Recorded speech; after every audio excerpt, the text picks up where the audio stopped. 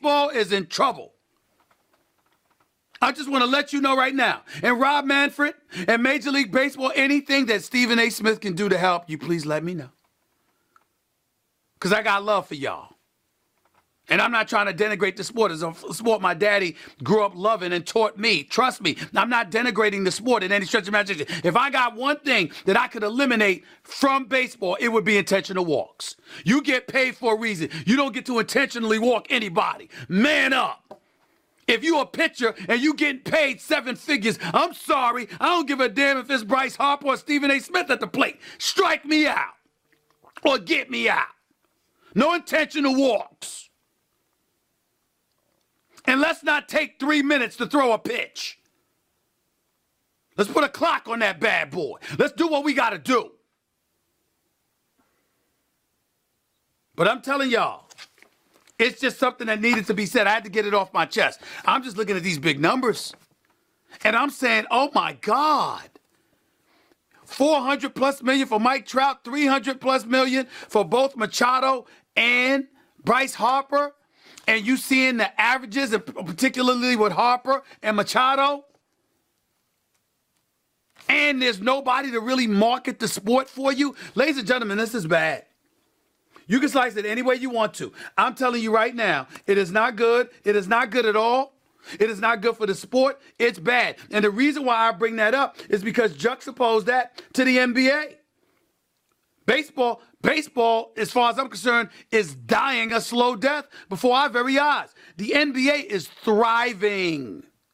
The NBA is thriving. We're talking about 3 Game 7s.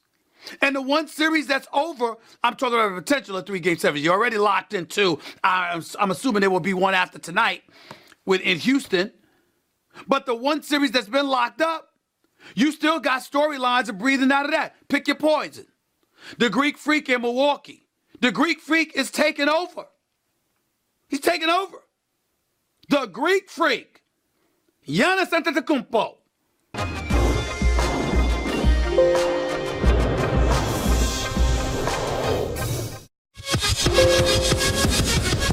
The Stephen A. Smith Show and their families for over 80 years. Federally insured by the NCUA. Plus, get triple action protection for optimal engine performance with Shell V-Power Nitro. Plus, premium gasoline. 888-SAY-ESPN. That's 888-729-3776. Ladies and gentlemen, I'm not exaggerating. Listen, I got teammates that are still in the area. Kevin Edwards, known as Ski. My boy Mark Turner that lives in Jersey. My man Boris Terrell Battle that lives in Minnesota. My man Gary Stevens, a.k.a. Spanky. Phil Hayes. I mean, there's a whole bunch of cats that I went to school with. They were teammates of mine. And they remember Lance Jones, a.k.a. Shaq, probably still living in Charlotte, North Carolina. That's where he's from. I miss you, boy. It's been damn near 30 years since I've seen you, man. I miss you. I still love you, man. Still remember my boy, my teammate from back in the day. I mean, Chuck Swearinger was my teammate. You know, Maurice Edmonds was my teammate, Mo Edmonds. I remember all the boys. You know what I'm saying? Toby, the whole crew. But my man Shaq, Lance Jones, 6'8".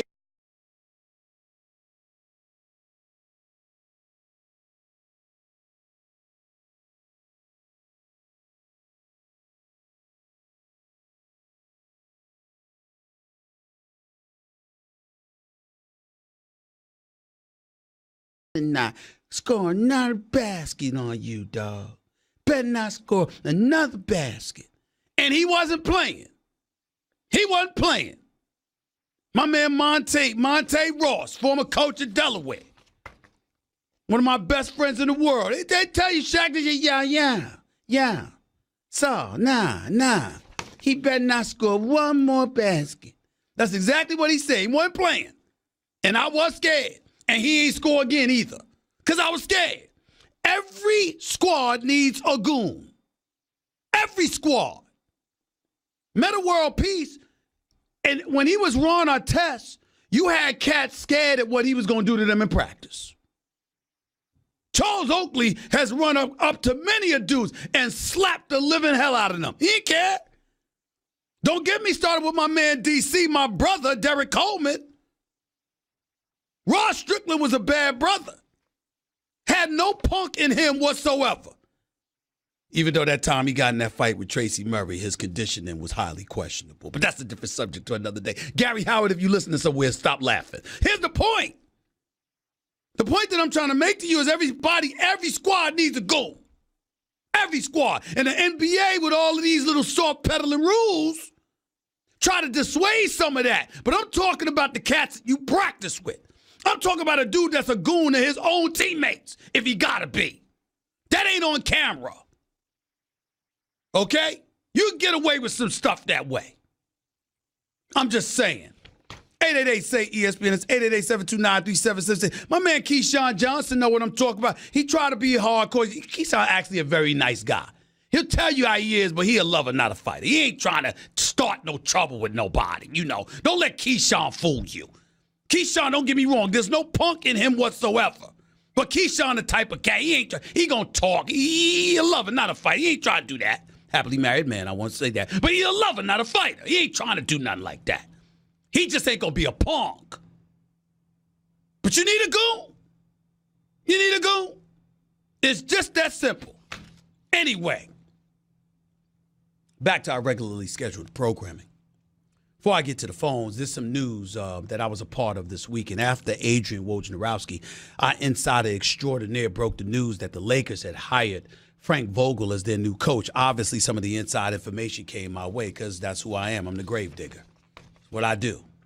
I ain't got time. I'm past that time in my career. Not knocking anybody who does it. Adam Schefter, Wojnarowski, those guys are phenomenal, great in every way. None but love for them. But my days of trying to be an insider have long passed. I'm hosting shows. I ain't got time for that. Be the first to the story, please. Give me the dirt after why it happened. That's where I excel. Now, here's the deal.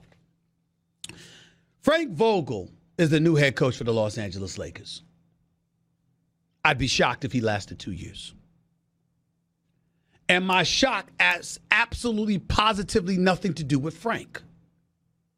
That's not the reason I'm taking that position. The reason I'm taking that position is because he's not the man the Lakers wanted anyway. Remember, they offered Monty Williams the job before he took it in Phoenix. They offered Ty Lue the job before he passed it up. Both had a problem with the 3-year deal instead of 5-year deal being offered, and both had a problem with the fact that the Lakers were trying to pick their coaching staff. Lionel Hollins, Mike Woodson, former coach of the New York Knicks. Last time they won a division title, he was coaching them. And he was the lead assistant under Doc Rivers for the Clippers. J.B. Bickerstaff. All of these coaches were or were in the process of being interviewed. Frank Vogel wasn't a part of the list, but Frank Vogel snuck himself in there, clearly was willing to take 3 years at $1 million less per year than Ty Lue, which saved the Lakers $3 million. Plus, he was like, fine, go ahead and pick my staff. Because nobody was knocking on the door for the coach that used to coach the Indiana Pacers for 10 years and coached them to 4 consecutive playoff appearances and 5 times in the last 6 years in the postseason. Nobody looked at Frank Vogel and was like, let me knock down his door to get him as the head coach. So as a result, he was trying to be back in the mix. I can't hate on him for taking that opportunity. He did the right thing for himself. He got $5 million a year, guaranteed for at least 2 of the 3 years, if I remember correctly. And, oh, by the way, if he wins, who knows what may happen.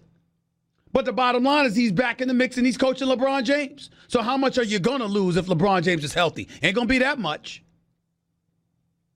But the caveat was that you had to take Jason Kidd as a special assistant coach. Because the Lakers, yes, they wanted Kurt Rambis as your associate head coach and all of that other stuff. But even Kurt Rambis wanted Jason Kidd.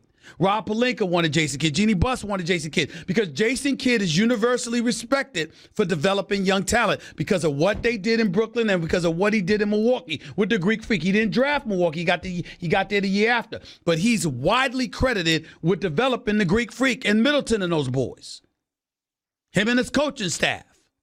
And so because of it, they were looking for them to continue to develop the young players in Kyle Kuzma, Brandon Ingram, Lonzo Ball, and these boys.